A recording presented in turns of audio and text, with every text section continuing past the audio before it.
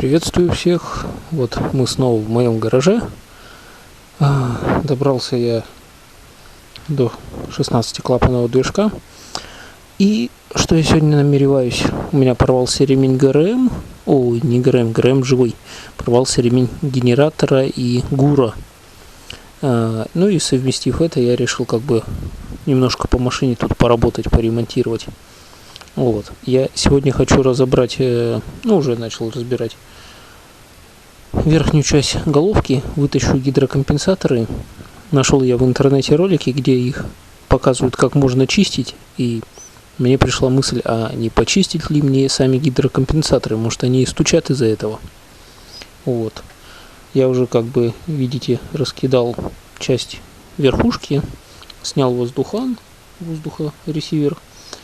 Перед этим я спустил генератор, открутил его и туда так скинул Открутив таким образом генератор вначале с этой шпильки, здесь на 17, тут у меня на 13, можно будет добраться до этого крайнего болта, который крепит ресивер. Я уже это говорил, но повторюсь. Так, сейчас мы откручиваем клапанную крышку, скидываем ремень ГРМ, потому что я валы вытащу вместе со шкивами этими. Вот. Скоро появится видео про 8. Сделаю обзорчик, как она ездит, какие там проблемы вылезли новые. Вот. Сейчас я, кстати, на ней сюда приехал. Так что ждите, скоро будет. Так, а я продолжаю с этой машинкой заниматься. Так, вот я добрался до постели распредвалов. В принципе, масло тут есть, все вроде как выглядит красиво. Выработки какой-то такой криминальной я не вижу, нигде никаких сколов, ничего. Вот. Мне еще говорили, что, может быть, я герметиком мазал по нижней части, видно, тут он немножко выступает, и что из-за этого герметика у меня не хватает давления масла. Я думаю, может быть, мне сегодня вообще не мазать, промажу просто по кругу, чтобы не вытекало масло, а там, где маслоканалы, я не буду вообще, наверное, мазать, потому что это... Ну и гидрики сейчас посмотрю, в каком они состоянии. В принципе, вроде все нормально. Болты я уже ослабил, сейчас я их выкручу. Куда-то их сложить, чтобы не особо пачкать. И посмотрим, в каком состоянии гидрокомпенсаторы. А то в прошлый раз я их не знал даже, как проверить. Так, ребята, добрался я до гидриков. И что я вижу, и что хочу показать вам. Я гидрокомпенсаторы впервые проверяю на работоспособность. Так, если брать насчет смазки герметика. Так, теперь надо подсветку выключить. Вот. Немножко, конечно, есть такие заусенцы, Я бы не сказал, что они полностью каналы перекрывают. Я вижу наоборот другое. Например, если пальцем нажимаешь, то... я, конечно, и камеру шатаю. Первый шевелится где-то... Наверное, миллиметр движется. Это тоже шевелится. Это тоже, но меньше. Шевелится, но меньше. Где-то тут побольше будет. Вот этот шевелится примерно как первый. Продавливается. Не шевелится, продавливается. Так, а они должны быть жесткие. Этот жесткий. Этот жесткий. Но я, сейчас их все разберу и посмотрю внутреннее состояние. То есть почищу их. Ну и покажу вам, что я там увижу. Так, я раскидал уже третий гидрокомпенсатор. Что мы видим? Стаканчик сам этот. Механизм замудренный. И что-то мне так закрадывается мысль, что тут вовсе проблема не в масле, а в самих гидриках. Потому что если вот шарик у нас выполняет роль клапана, маленькая вот эта пружинка поджимает, вот еще одна пружинка, то как бы если мы берем вот, например, втулку куда с шариком, то вставив ее, она вот у меня здесь-то меньше, а вот первый, который клапан, она болтается ходуном. Ну и соответственно, я так понимаю, через них идет потеря давления масла. Вот. Так что что-то я не вижу смысла разбирать остальные. Взять, почистить, хотя бы быть уверенным в них. Но что-то как-то я так ощущаю, что я делаю бесполезную какую-то работу. Ну вот. Решил показать просто как устроено. Устроено, короче, как шарик ложится вот сюда, зажимается вот этим фиксатором тройными лопастями, потом на него ставится пружинка и потом вставляется вот таким образом все вот сюда. И когда это все собрано, вставляется сюда до щелчка. Выбивается с помощью ударов как бы по деревянной поверхности. Какой-то я использую стол, подложив тряпочку. Ну, знаете, я что-то вот разбираю, никакого там мусора или еще что-то я не вижу. Вот. И мне кажется, что причина, возможно, просто в выработке самих гидриков в их старости. Ну, короче, пока так. Собирать. Давайте покажу, что я вчера наколхозил здесь. Я высверлил, короче, так, как бы вот так, без света. Вот масляный канал. Тут стоит такой клапан с шариком, с пружинкой. Внизу там шарик, потом пружинка, и здесь такая алюминиевая заглушка была. Вот я ее высверлил, вытащил это все. И сейчас хочу вставить шланг. Вот такой вот. Хочу стартером покрутить, попробовать создать давление масла. Ну и посмотреть, может быть, какой-то мусор выйдет. Хотя я сомневаюсь, но вдруг что-то получится. Вот. Сейчас сниму ремень ГРМ. И чтобы его не порвало, не закусило здесь. Так. А для чего этот шарик здесь нужен? Я так понимаю, чтобы держать часть масла в постели распредвалов, чтобы не было как бы в момент пуска масляного голодания. Вот. Ну и чтобы максимально быстро как бы давление создалось. Вот. Это я нашел обрезок шланга. Вот сейчас я его запихаю туда и покажу, что получится. Короче, плюнул я, не стал я ничего масла прокачивать. Ой, извиняюсь. Просто поставил постель распредвалов и это закрутила уже ее. Сейчас накину ремень, а то думаю, сейчас я пока прокачивать буду. Это до того так долго. Если есть какой-то мусор, то его выдавит, все равно уже этого клапана нет. Хотя я сомневаюсь, скорее просто гидрокомпенсаторы умерли. Вот. Сейчас соберу эту верхнюю часть, накину ремень генератора, еще тут собрать, еще мне стойку нужно разобрать левую, она у меня стучит. Но ее, наверное, я сегодня не буду делать, уже вот только вот с этим разберусь, а со стойкой уже потом, потому что и так слишком затянулся ремонт долго. Вот. Еще желтую машину там долго с ней провозился, сколько я там, 5 дней. Так что это соберу эту машину на ходу и потом какой-нибудь другой займемся. Вот. Сейчас соберу, посмотрим, будет стук или не будет стука. Вот я герметика только сюда накидал. Тут больше мусора появляется от того, что я ковыряюсь, нежели где-то он там прячется. Так, ну все, ребята, собрал я движок.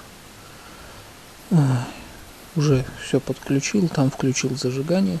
И сейчас прямо отсюда попробуем завести его Ну и за одним послушать, как он заведется.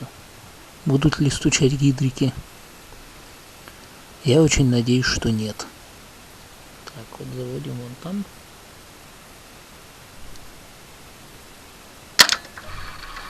Так. Клемма плюсовая. Чуть-чуть искрила. А, нет, минусовая. Минусовая слаба.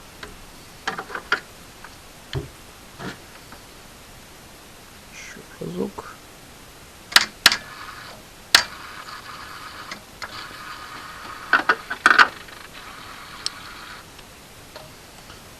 Нет. Раз. Что-то где-то здесь шипит. Так, попытка номер 3.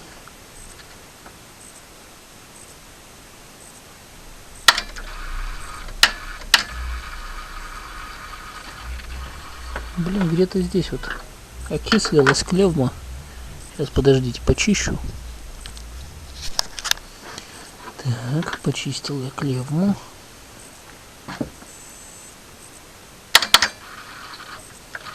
Да что ты, блин. Плюс не хочет никак контачить. Аж искрит с него. Чувствую, у меня будет их сейчас 200 попыток, наверное, пока я заведу ее.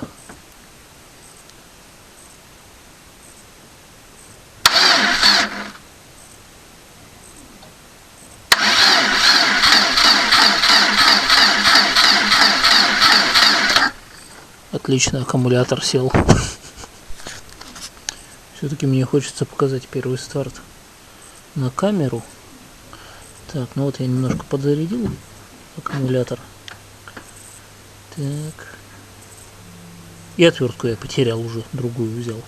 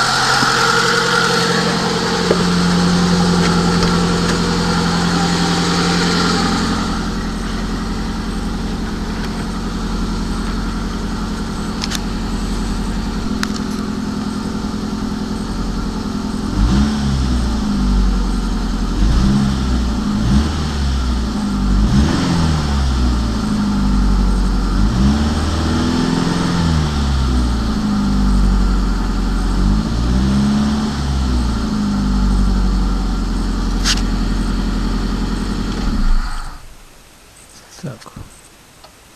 Ну, пока ничего не понятно, надо выехать.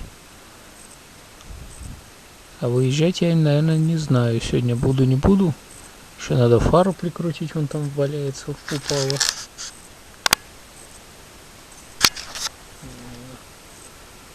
Та, которая на скотче была. Так. Сейчас подумаем. Сейчас я съезжу, поем, подумаю. Может, сегодня выкачу, может, завтра машинку. Ну что, давайте запишем финалочку. Можно сказать, что я сделал частично клапана, устранил стук гидрокомпенсаторов. Разбираю вот все. То есть, как бы я уже снял несколько видео. И вот последнее видео я разбирал сами гидрокомпенсаторы. Я прихожу к выводу, что они просто сами устарели, потому что имеется люфт внутри механизмов, то есть как бы выработка под шариками, выработка под пружинками. То есть это... И вот сейчас вот я рассверлил дырочку, я показывал в прошлых видео, как сказать, обратного клапана в самой головке. Вот, и могу сказать, машина стала ехать намного лучше. Давление лампочки, как бы давление масла вот это вот на прогретом двигателе пропадает. То есть как бы она больше не горит. То есть частично я проблему нашел. То есть потеря давления масла была через сами гидрокомпенсаторы, и от этого они сами же и стучали. Комплект гидрокомпенсаторов у нас стоит 8 штук 5000 где-то рублей. То есть если покупать 16 штук, а они как бы, разбирая все, как бы я увидел, что они все как бы это имеют, кто-то больший люфт, кто-то меньший. И поэтому как бы покупать за 10 тысяч гидрокомпенсаторы, мне это накладно, денег таких у меня мало того и нету. Притом за такие деньги, я думаю, можно найти целиком двигатель, а то и целиком машину какую-нибудь битую. Вот, поэтому я сейчас выставил только что вот, пока погода еще не испортилась, по меткам шкивы, что впуск, что выпуск. Машина, конечно, не идеально едет, как бы не сток, но в принципе при больших оборотах, когда давление масла возрастает, намного лучше стала машина ехать. Вот. Можно пока что сказать, пока что это финал. Когда я приобрету какие-нибудь новые гидрокомпенсаторы или бэушные какие-нибудь гидрокомпенсаторы, то я сниму продолжение этой эпопеи по устранению стука. Но, кстати, о стуке, вот рассверлив дырочку, стук гидриков стал меньше значительно, его практически иногда и не слышно даже. То есть как бы давление стало больше. То есть я так понимаю, что этот перепускной клапан, он еще регулирует в какой-то степени подачу давления масла между блоком цилиндров и головкой блока. То есть как бы, чтобы в коленвал шло как бы больше. Мне так кажется. А я сейчас, получается, высверлив дырку, сделал как бы или уравнял, или даже, может быть, в головку теперь больше идет давление масла. Вот. Но результатом работы я доволен. Хотел снять обзор на 8. Но вот у нас погода вот такая вот уже несколько дней. То есть это вот... Какой у нас месяц? Май уже. Вот такой вот май, 27 мая. И... Хочется посолнечней. Когда солнечно, как бы видео, я заметил, лучше получается. Ну и мне как бы приятнее это монтировать, да и смотреть это, монтаж делать. То есть как бы, когда погода все-таки солнечная. Да вообще любому человеку, наверное, солнечная погода нравится, нежели вот такая вот пасмурность. Снег пошел вот на стекло, мокрый. Погода -1 у нас на улице. Так, ну что, давайте прощаться. До скорых встреч. Благо, машин советских у меня много, так что видео еще не один раз выйдет. Все, всем пока.